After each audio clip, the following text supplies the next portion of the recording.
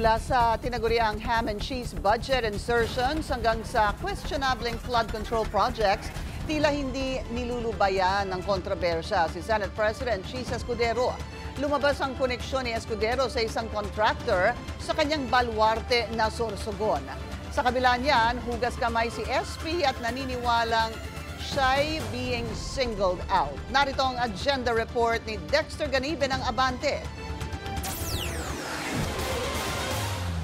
Inamin ni Senate President Cheese Escudero, campaign donor niya ang may-ari ng isa sa top 10 ng mga kontraktor ng flood control projects na nakakopo ng malaking porsyento mula sa budget ng flood control projects ng pamahalaan.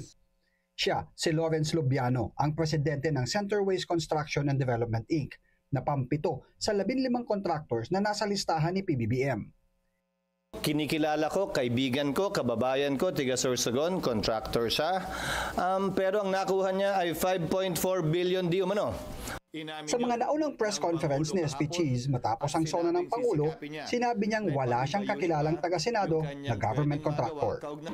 Aabot ng 30 million pesos ang dineklarang donasyon ni Lubiano sa pangangampanya ni Escudero noong tumakbo siyang senador taong 2022. Gobernador ng Sorsogon si Escudero mula 2019 hanggang 2022. Matapos ang kanyang 2 termino sa Senado, nakakuha ang kumpanya ni Lubiano ng halos 3.4 billion na flood control projects para sa Bicol Region noong 2020 hanggang 2022. At karamihan dito ay mga proyekto sa lalawigan ng Sorsogon. Mabilis namang tinanggi ni Escudero na may kinalaman siya para makuha ng Centerways ang nasabing mga proyekto. Ang pinag-uusapan 2022 budget. Ginawa ang 2022 budget ng 2021 Congress. Hindi pa ako bahagi ng 2021 Congress at that time. Governor pa ako sa aming lalawigan. Kung pag-uusapan mo ay budget ng 2022, ginawa yan ng 2021. Wala akong kinalaman kaugnay sa program of work, pagbid, pag-award. Ang binibid at award namin ay mga programa at proyekto ng lalawigan noon ng Sorsogon, kung saan procuring entity ang Sorsogon Provincial Government. Wala kaming kinalaman sa National Government Agency procurement. Kabilang na ang pagbabayad. Hindi nga ako bahagi ng Kongreso. Mistulang pinagtanggol din ni SP Cheese ang Centerways sa pagmamaliit sa nakuha ng kumpanya. Kumparaan niya sa higit sa 500 billion pesos na kabuang budget na inilaan para sa mga flood control project.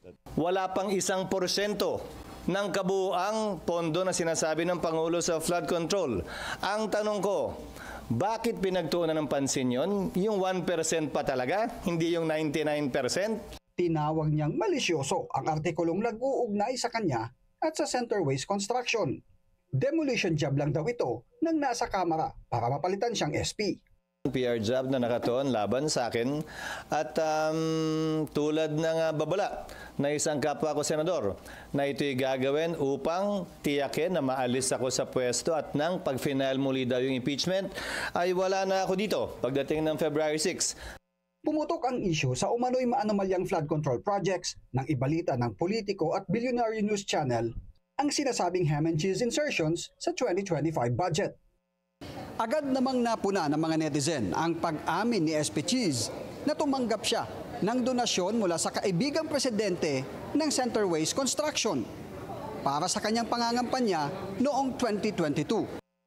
Nakasaad kasi sa Section 95 ng Omnibus Election Code, bawal sa isang kandidato ang tumanggap ng donasyon mula sa individual o kumpanya na may kasalukuyang kontrata sa gobyerno. Si SP Cheese ay isang abogado. Para sa agenda, Dexter Ganibe, Abante.